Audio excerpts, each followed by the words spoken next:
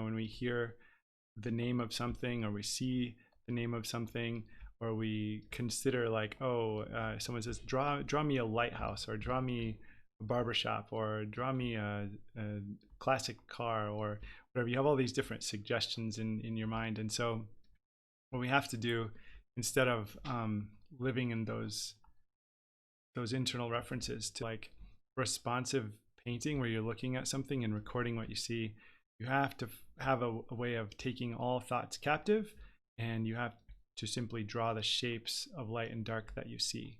And that's really the key to being able to do accurate kind of reference-based drawing and painting. And the cool thing about painting is, I'm going to just make an example of it here, is that you can be really wild with your brushwork. And it can, I'll leave my settings up here for my brush, but you can be really wild with it, and you can be quite reckless with it, and it almost is to your advantage to do so.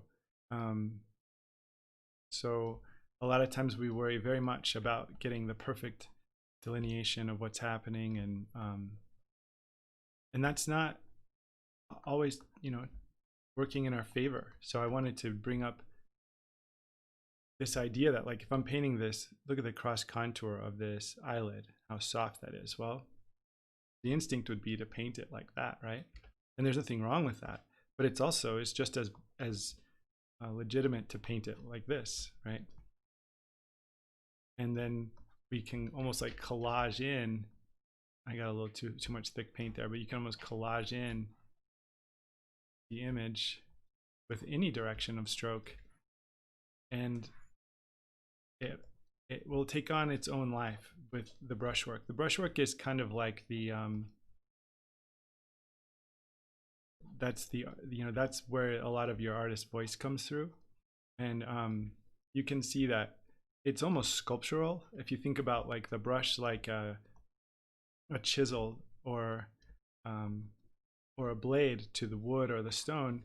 You can think about the way that you're cutting and sculpting and shaping the light, not just with, of course, the value and the color temperature of your brush or the colors that you select, but very much with the way that you're using your brush strokes. And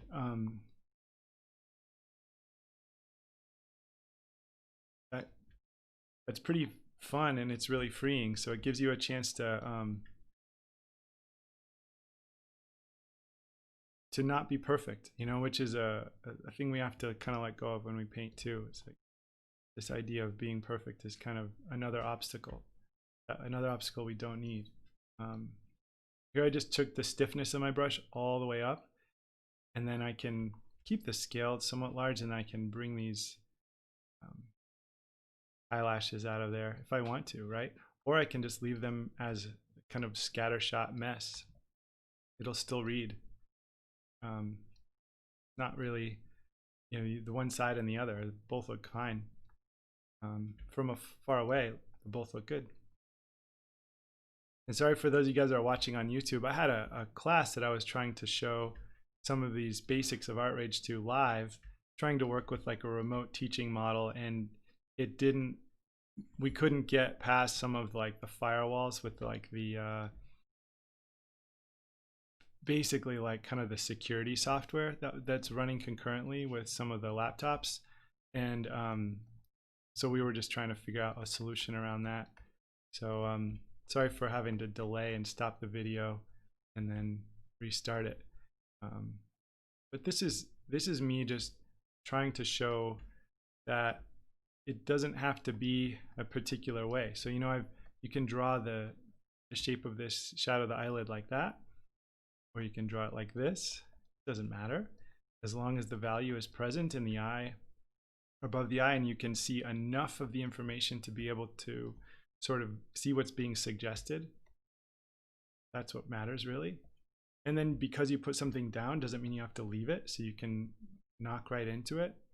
You can say, with your eyes squinted so you can see the values a little more clearly, you can start going in and massing some things together. This is true for eyelashes, it's true for shrubbery, it's true for like a pile of berries and a still life, is that you just are looking for masses and big shapes of shadows, highlights, lights, darks, warms, cools. You're not trying to paint particular things. Your job is to paint the light. And painting the light gives you a huge amount of flexibility. It doesn't have to be just so. It doesn't have to be perfect. So there's a messy eyeball. And then I want to show you another technique. So here's the palette knife. I have the loading on the palette knife set to here around, let's say 20%. So it's just a light skim of paint on there. And I love the way that the palette knife will grab some of the colors and the texture of the paint that's below.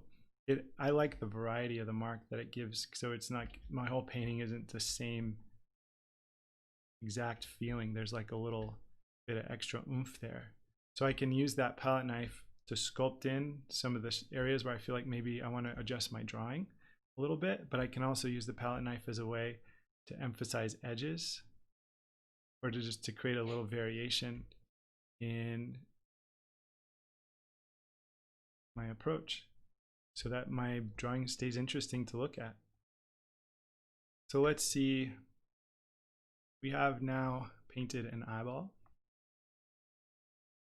And yeah, today was an interesting day to be doing this because my wife is on a trip, and a health trip. She's doing some really important stuff for her health. She's been really struggling with that, and so we just dropped her off yesterday, and it's very, very encouraged about what they're able to do for her there, and it's really exciting. But so I was today juggling some remote teaching and some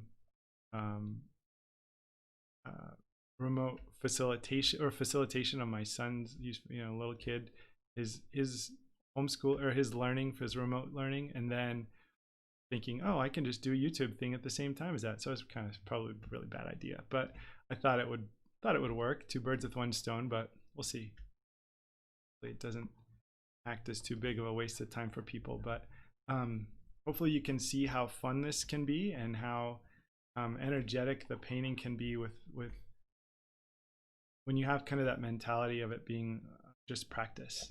So I'm going to go ahead and stop there for today's experimental live stream. We're going to go and do more of these throughout the week, but I want to make sure that they are